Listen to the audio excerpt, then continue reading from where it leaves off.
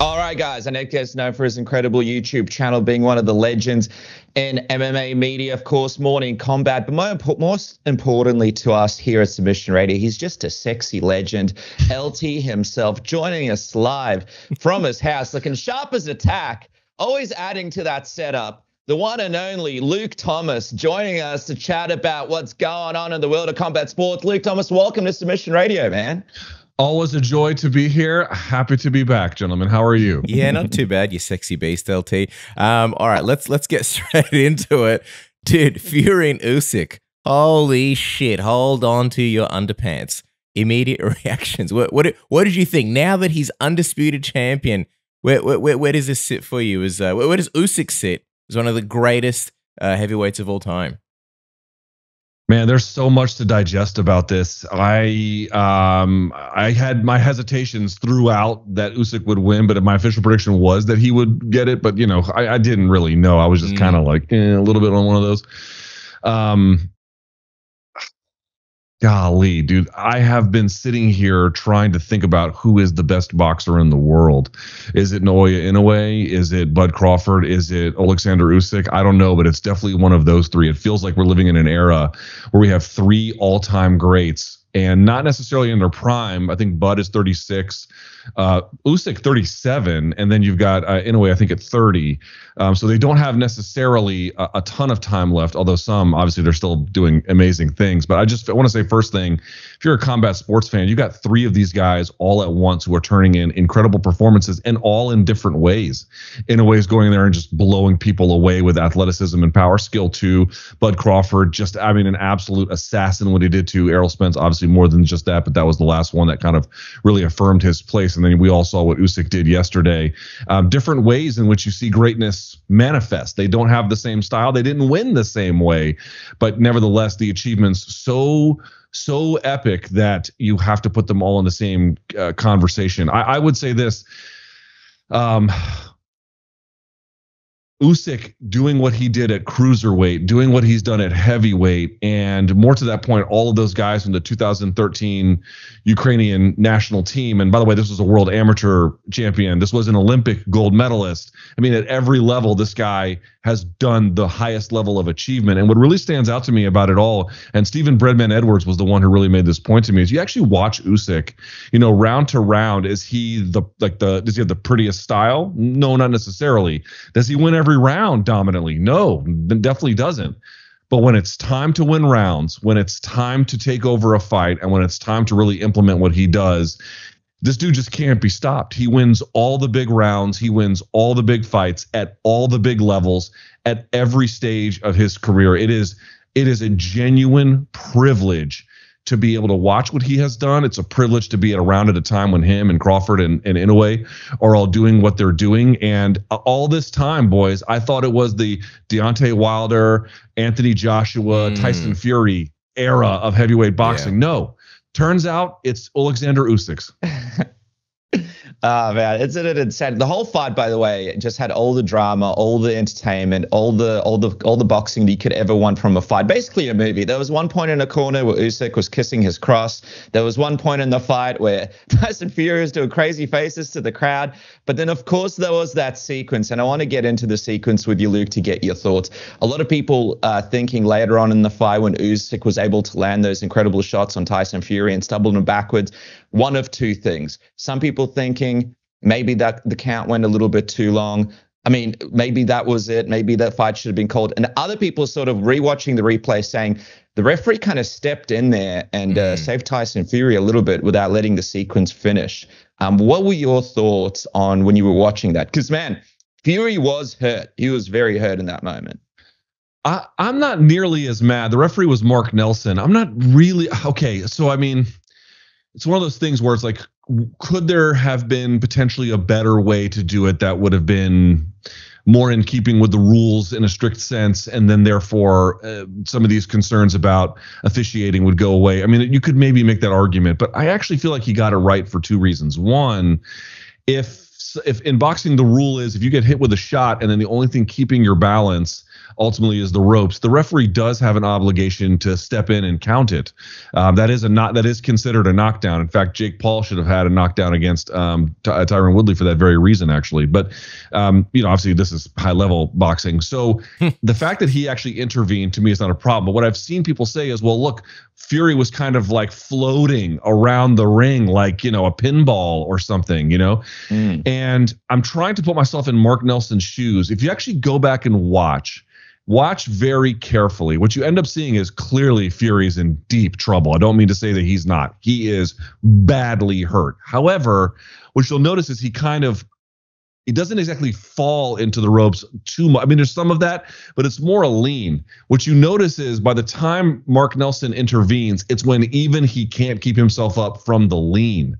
It's when there really is nothing left under him. So I could see an argument that Nelson should have intervened potentially a little bit earlier, count him in, and then the round would have kept going, because by the time he counted him in, the round had already expired. So then the bell rung and then he just goes off.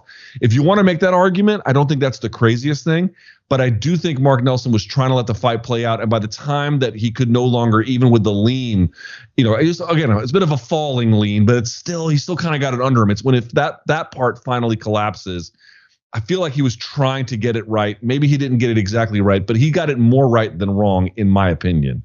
Yeah, it's one of those situations. By the way, it's funny because the commentators kept saying it, but they kind of got like one of the smallest referees in to referee this fight. And you're just like, I hope this guy can jump in here and survive whatever is about to happen. But we spoke about Usyk and how much of an incredible champion he is. I'm from Ukraine myself. It's huge for our country, this and that. I know it's really going to inspire a lot of people, but Tyson Fury for a second. Let's talk about him, because this is a guy that, always wants to fight the best, stepped in there against Usyk, put his legacy on the line, showed a ton of heart when Usyk was really going in there and trying to take him out. And this isn't the first time, by the way, we've seen Tyson Fury come back from these crazy barrages. The Wilder fights, when you look at all the Klitschko fight, all the stuff that he was able to do in his career.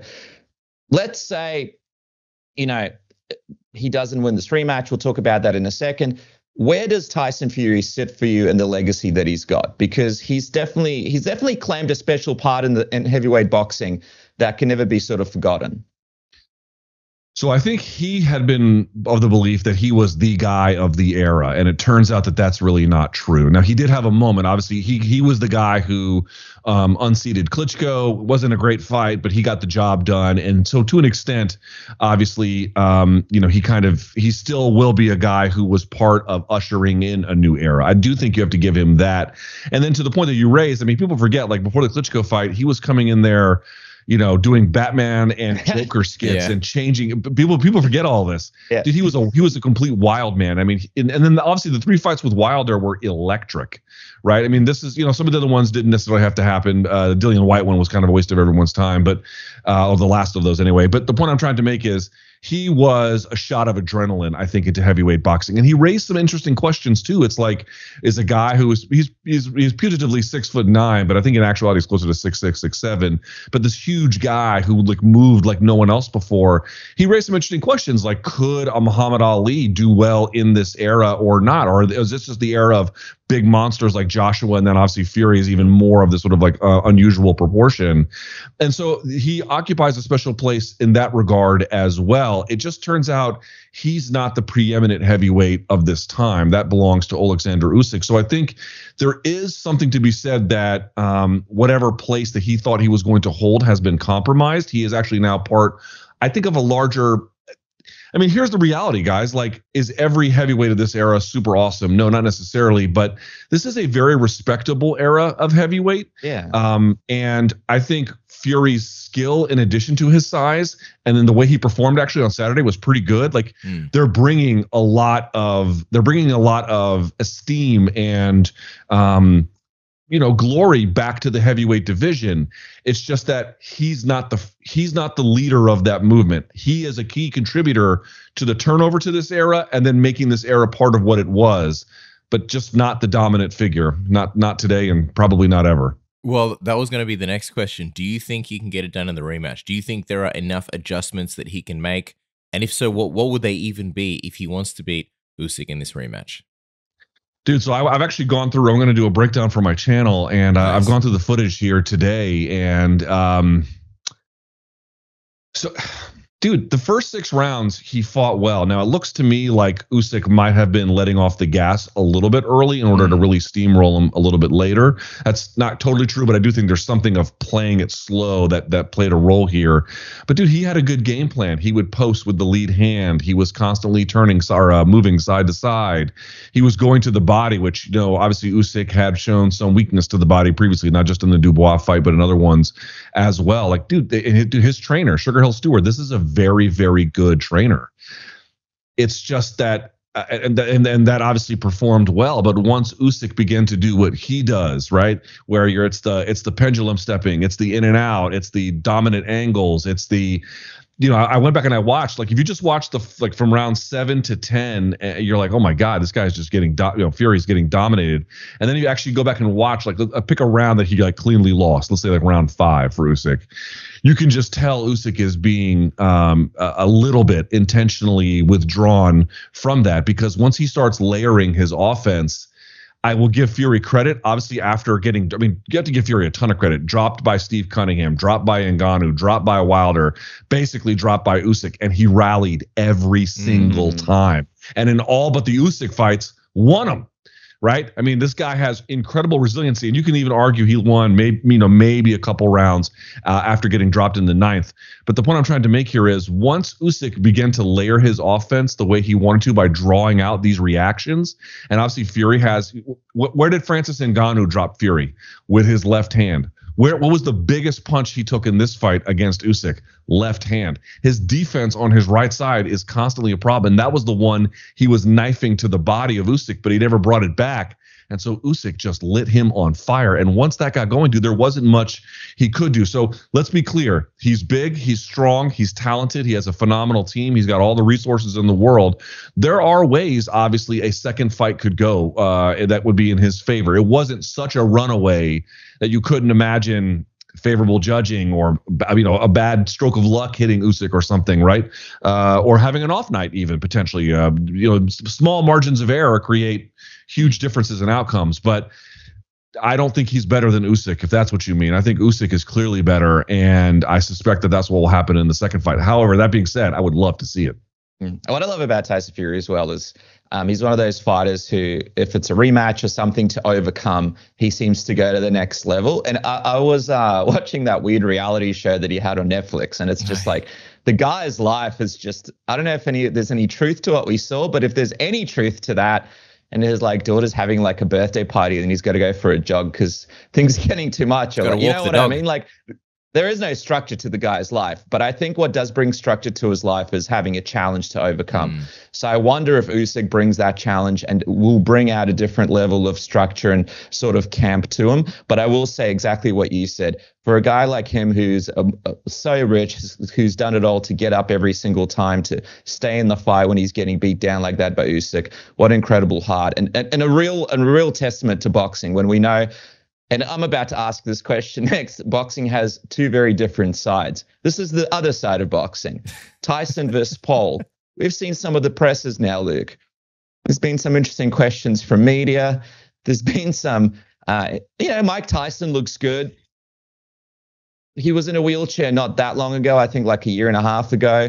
There's, he does move forward and still punch hard. But now that you've seen the presses and sort of a little bit more of this build-up, what are you feeling about this fight? Because on one side, people are saying, hey, it's nice for Mike Tyson to be able to cash in off his name. This is a guy that's lost most of his money, and now he's sort of getting a lot of it back, and he deserves to be in a position to make money off his name. And other people are worried that, if he does get potentially knocked out by Jake Paul, what that does to his legacy. Where do you sort of sit on this fight now that you've watched some of these press conferences? Yeah, I mean, okay, so I'm not nearly as panicked about it, while recognizing there's not much to be gleeful about, right? So, yeah. So, I mean, first of all, what we have to understand is, we are MMA fans, we're combat sports fans, we're boxing fans, we're all of those things, various levels of each of them, but we like fights, and we like fights with real fighters. Tyson versus Paul is not for us. It's not for us. It has nothing to do with us. I mean, it's nominally boxing, but even then it's 14-ounce gloves, 8 rounds, 2 minutes. It's a 58-year-old man versus a donk who, was rapping on YouTube 10 years ago or whatever, right? I mean, you get what I mean? Like, this is not an event for us. This is a cultural event for, for donks. That's who it's for. It's for donks. It's for people who are just, big name, sketchy figure, craziness, humongous audience potential, obviously by being on Netflix. That's who this is driven for. I am somewhat cautiously optimistic that the event will probably do well commercially, and so therefore maybe this means Netflix getting more into combat sports. Obviously, I know they have a WWE deal, which is separate but somewhat related. There was an announcement here last week where now I think some of the Christmas Day games are going to be on Netflix. That's a huge new thing. So I will tell you that Netflix getting into the game for me is extremely enticing, but of course I don't know if this event is actually going to lead us there. I'm just kind of a hope. As for the fight itself, I mean, here's my view. It's probably going to end in disaster. Not like calamitous, but I mean, if you like Mike, if you were like one of us who grew up where Mike was, on top of the world, it's going to be a bitter pill to swallow to watch this. However, I will say one thing.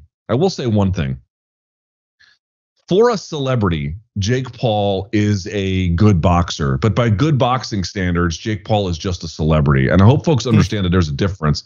That's not me saying that like any old donk can go up against him. Like the fact of what he's done against former MMA fighters, including some aging, but some greats, should tell you that he's got some skill. Like he is not a completely, total invention. Like he's got some ability. He just doesn't have high level pro ability or, and probably not much even closer to that, but he's got some skill. But this is my point. I know that Tyson is ancient and it probably won't take much to hurt him. And if Jake Paul has nothing else, it's a big punch. And he has only miscalculated one time, which was against Tommy Fury, about who he could beat, what was an appropriate challenge. The point I'm trying to make is, if this guy were at all a like legitimate pro where he was fighting people in a more legitimate hierarchy, and I know he's fought some of these pro boxers, all those guys were handpicked and the last one was barely ambulatory. Like, please be serious about this. So what I'm trying to say is, if this guy were at all like had done the traditional route and had some skill as like a real boxer going through the real ranks, I'd be far more concerned. But he hasn't. And so like, to me, he's not good enough for me to be like automatically defaulting to like, oh, Jake Paul's going to run him over. I suspect that he probably will in the end. But by virtue of how he has come up and what we have seen on tape, the idea that it's a foregone conclusion seems a little strong to me. Well, yeah, I mean, it's gonna definitely be it's gonna have a lot of viewers. So let's see what happens with this one, and let's hope it doesn't end up to fans of who want to see high level boxing. And by the way, the undercard's looking interesting. You got Darren Till. It'll be interesting to see how he does in his boxing debut and all that kind of fun stuff. So, I'm trying to excite people. I'm trying to make, I don't know. We'll see. Well, no, the Katie Taylor and Amanda Serrano fight is there you go. Amazing. I mean, that's going to be the most watched women's fight of all time. Think about that for a second. That's a real thing that's going to happen. And, it is good to have light brought onto fights like that through Jake Paul as a sort of side silver lining to this. But it's going to be interesting to see what happens. Another fight, Luke, that people are sort of talking about now that's been confirmed back in the MMA world is this Leon Edwards-Belal fight in Manchester. It's an interesting one, right? Because Belal, he does deserve this shot, but it seems like just from the reaction that we've had from people online, just seeing people's comments, not many people are really giving him a shot here. We saw that first fight where it ended up with the eye pokes. Edwards was sort of beginning to take over the fight. I'm wondering, from your perspective, we see Belal, he's been working out with guys like Islam and Khabib and Javier Mendez, and he's sort of been in there now with Leon for a bit. Do you think he could do something differently here? Do you think he can come in and can make the fight look a little bit more competitive? Or do you believe Leon Edwards comes into Manchester and gets it done? It's a tough time to fight Leon Edwards if you have Belal Muhammad's skill set, because he had to go through Kamaru Usman twice, and Colby Covington didn't show up for that fight really all that well. But certainly that camp that Edwards had to go through to get ready for Colby, and or at least what they were going to expect from him, is going to level him up as well. And so Belal is inheriting a guy that not only beat both of them, but had to go through all of the grueling process, both fight and training, in order to get there. That's just not a favorable time for him to be getting it. So, you're asking me, gun to my head, do I think Belal Muhammad has a great chance of beating Leon Edwards? From what we have seen, probably not. Probably not. I think it probably favors Edwards based on what we have seen. But I will say MMA is wild. It is unpredictable. It is unlikely that Belal, even training with Khabib and his team, can acquire the necessary skills to make up the difference in ways that Usman and Colby could not.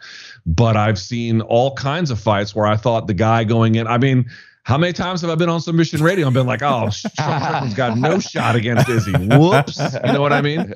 So I think what I would like to say is there a place for like being, not being a hater of Belal, whether you like his style or not, just being kind of rational and trying to understand the dynamics in play. It doesn't look like the wind is at his back. Just as a word of caution, and I've had to learn this lesson painfully, he is still skilled enough, and the fight goes long. That's more chances he has to get something going. It would be foolish to do what I've done previously, which is just completely disregard him. He's going to make it competitive, I think, as best he can, and it's probably going to go the distance. By itself, that'll make it somewhat interesting to kind of pay attention to. I think some of these fights, like they may not be the biggest challenges, so to speak, but they have the makings of potentially a very good night to be a UK fan and a very good sort of home game for, all the people in Manchester. Like if Leon can go in there and do what probably most people expect him to do, it's going to be a great feeling. And then obviously you got Aspinall and Blaydes, and that's a fight that I think a lot of people wanted to see Tom get and sort of get back potentially because of how the first one ended. But I think, and again, not to say the Blaydes can't come in there and derail that, but like a lot of people are looking at Tom as like, man, this guy's the future and he's the now right now. And the biggest question around that fight is arguably, what's actually next? Like, what are the sweepstakes in that fight? And I'm curious what you think about the Jon Jones situation. Obviously, Jon and Stipe and the UFC sticking to this whole idea that like, nope, we're going to do Stipe and Jon Jones. And as of right now, that seems like it is the current plan. But everybody wants to know, all right, after that fight, what is anybody going to fight Tom Aspinall? Because that's kind of all that anybody has wanted for a very long time. What are your thoughts, Luke? I first of all, I love the fight. I love the fact that, the first one was 15 seconds. You didn't get much. And these are two guys who, whether this was for a title, whether it was this year or next, they probably were going to be on a collision course to fight again. So I'm all too happy to see this fight, to be honest with you. And I think that the winner of this will probably just be, there's a chance they might have to fight one more time, but I suspect they'll just be grandfathered into the heavyweight title, to be perfectly candid. Listen, is it possible that Jon Jones will emerge victorious against Stipe? I think that's probably pretty likely. And then, will he fight Aspinall if that's the winner? Will he fight Blaydes if that's the winner? I just, it seems very unlikely. I mean, the guy is at the point, and he could be trolling, obviously, but he's, DMing random fans and telling them how much money he thinks he's going to make from this fight and how great his life is. And, and he's going to ride off. And I mean, he's just out there like mocking some of these people in their DMs. I just don't get the sense that, and I can understand it, that fighting Aspinall is a gigantic priority for him or something that he absolutely has to do. I don't think that it is. I think that the chances that it happens are exceedingly unlikely. There's just not going to be that handover. So would I love to see it? Sure. But for me, the winner of this one, I'm not going to sit there and be like, oh, that's the real champion. That's not the real champion until they make it one. But that's probably the guy that's going to inherit the title. So you might as well take it pretty seriously. Yeah, I appreciate like the balls on Tom Aspinall to just go out there and just the way he's been chasing the fight. It is disappointing to some sense that it probably will never eventuate. I think we all, as MMA fans, like you said, people that appreciate real fights, we all want to see that fight. But I appreciate, I don't know, it's almost like sometimes there's people that want to go after Jon Jones, but there's almost like a hesitation. Whereas with Tom Aspinall, there just isn't any. He really wants to find out if he is the best, and there's a certain, I don't know, it's kind of captivating the way he believes that he can beat him, and I think a lot of people, as a result, believe that. It's the 10-pound, things he's got swinging between his legs, knee knockers, golden nuggets, thigh slappers, whatever you want to call it. And what a perfect way to segue to our good friends at Manscaped, who take care of your balls, and they refer to them as the boys. Not every man has children, but every man is responsible for their 2 boys below the waist. And when your little guys have more hair than they need, trust Manscaped for all your grooming needs. Every man knows how scary it can be when getting that close shave below the waist. That's why we trust Manscaped for all our sensitive areas. They got the Lawnmower 3.0 Plus, 4.0 Pro, and the 5.0 Ultra 3 ball trimmers. How good is that? Waterproof, skin-safe technology, travel lock so it doesn't go off in your bag while you're traveling and scare the TSA people. LED lights, how good is that? They got other phenomenal products as well to keep you smelling absolutely fresh and brand new down there. 20% off discount with the code submission and free shipping. Isn't that right, Dennis? That's right, man. It's the best in the game. And speaking of the best in the game, go to nordvpn.com/submission now to get a huge discount plus 4 extra months for free on the 2-year plan. And by the way, guys, it's absolutely risk-free with Nord's 30-day money-back guarantee. So you can try it today. It's one of the best apps in the game. After going to New Zealand last week, I've just been using Nord for everything. We've had this Usyk Fury fight happen, and I love to watch all the content from all around the world. Unfortunately, it's geo-locked. Not anymore, thanks to NordVPN. NordVPN has you sorted. It's got your threat protection. It's one of the fastest VPNs in the world. No buffering or lagging. And you can use one NordVPN account up to 10 devices. So you can put it on all your stuff, your tablet, your phone, your computer. You can access streaming services from all around the world, get discounted prices for different passes, for different services, cheaper flights, cheaper hotels. It's basically Batman's belt is basically NordVPN. Whenever he needs to beat the Joker, he just presses that button and one of his devices gets it sorted. You guys can do it today. Again, just go to nordvpn.com/submission. It's just the price of 1 coffee per month, and do it today. Luke, I was going to say, I loved it when Jon Jones is kind of trolling fans, and he was adding up all the championships between him and Stipe, and then being like, well, Stipe has this many titles, and I have this many titles. How many titles does Tom Aspinall and Curtis Blaydes have? And it's just like people just going crazy online over it. So it's just funny. I like your point of this guy knows what gets the fans going online. And we spoke to him when he was here in Australia. It seems like he's pumped up to get back in there, but he also loves getting the fans sort of going. So he's definitely, as you would say, trolling some of the fans out there. One last thing before you wrap up, though. I got to talk to you about Khalil Roundtree Jr., right? Because just the other day, we saw he put up on his social media that, unfortunately, he accidentally took a banned substance. And he kind of handled the situation really respectfully. He came clean via social media. He put out a statement straight away. He explained that it wasn't anything to do with him. It was accidentally given to him by his provider. And now he's out of this Hill fight. I wonder, though, like from your perspective, how massive of a step backwards is this for Roundtree? Because he's a guy that many people are like, hey, what would a Roundtree Pereira fight actually look like? This is a guy that stands there and hits as hard as anybody in the division. And he was about to fight Jamal Hill. With a win like that, he could have potentially been in this title shot. Now he's in this weird position where we don't know how long he'll be out for. How bad does this hurt where his run and where he's in the UFC right now? Yeah, I mean, this one is unfortunate. And the substance he tested positive for, DHEA, it is sort of widely known of like what are some of the more common forms of contaminants. That is one. I'm not here.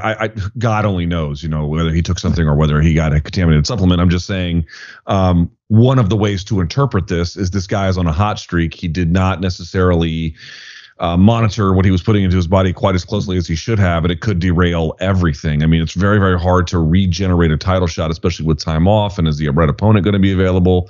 This one just felt like he was riding a hot streak, former champion, co-main event. That's the Conor McGregor card, the whole, I mean, it was like perfectly situated to get everything I think he'd been wanting. And it's not entirely up in smoke. There are ways in which he could rebound, but there's, at this point, I mean, there's never any guarantees. And if you disrupt this, it's very, like, you just have to think about this. Like, how many UFC fighters, from a proportion of how many there are at any given time, how many ever get title shots? It's like a minuscule position, it's like very, very, very small. And so once anything that you do, unless you're like, an overwhelming figure like a Jon Jones or a Taporia or somebody who just, a Khabib, who just went undefeated to the title, basically, any disruption to that balance is by no means a given to getting that back, whether that's injury, whether it's something like anti-doping. So I do think we need to kind of pause for a second and just see what happens. I will say, in his defense, to your point, the way that he handled it was pretty professional, given the circumstances, and also this will help him a lot.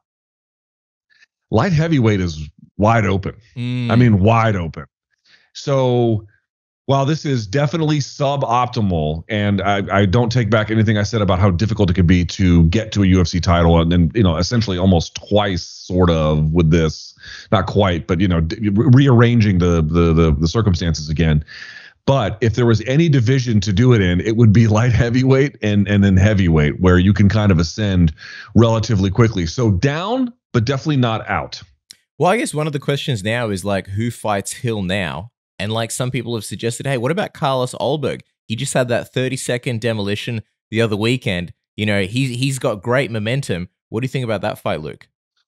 So it's not that I don't like that fight or that I don't think Ulberg could win it. Shit, he might win the whole thing. It's that the one issue for him is, obviously marketable. He's got an exciting style. There's so many things you could like about Carlos Ulberg in that role.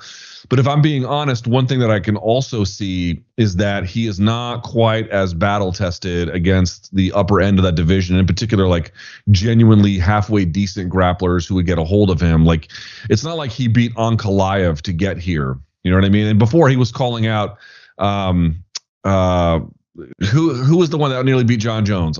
Dominic Reyes. Yeah. Yeah. He was calling out Ray, who is like on his last legs at this point. It's like, there are ways you could put him in. He could even win, and it could be a big party for him. It could be like quite good. But long term, because he hasn't actually had to walk through some of these other challenges that get him ready for that moment, it could also come very much undone before he's ready. So decent choice, but one that comes with some difficult calculations for a few of the figures involved. Yeah, well, I'll tell you, I hope Jamal Hill does get a matchup, because I want to see him back in there. It's going to be interesting to see how he looks now that he's had a little bit more time to come back from that injury. But guys, for now, make sure to follow Luke Thomas on social media. It's L Thomas News on X, Luke Thomas News on IG, and of course, the best in the business, Morning Combat, who had a strange studio. You guys had a strange studio. Was it in Las Vegas or somewhere? And you had all these weird old people that took a break from gambling to stare through the window, and it was so that studio is some of the best content I've seen, Luke. Some of the best. Yeah. The studio is in the Win, and you guys might know this. This is where Cameron and Mace do their show. Have you guys seen that? Ah, cool. It's the same one. It's the same. That their show is It Is What It Is. It's the same studio where It Is What It is filmed. But yeah, dude, the donks in the Win just walk by and you could be like, "Yo, this lady's a piece of trash." And they can hear it. That would be a great sideshow. Just you and BC roasting people. That would be good. I'd watch that. I would believe me. I would love nothing more than to just insult random people in Las Vegas. Yeah, when's the Morning Combat roast happening? By the way, we saw the Tom Brady one. When are you guys going to host the Roastmaster Generals themselves, Luke Thomas and Brian Campbell, taking out some of the notable people in MMA? Next time the Submission Radio boys are stateside, you can roast us nice and proper. Oh man, well, okay, we'll bring some sandwiches for you to steal from Walmart. But for now, guys, make sure to follow Luke Thomas at Luke Thomas News on Instagram and X, with the best in the business, Morning Combat. Thanks so much, man. I really appreciate you joining us. Technically Beast. Thank you.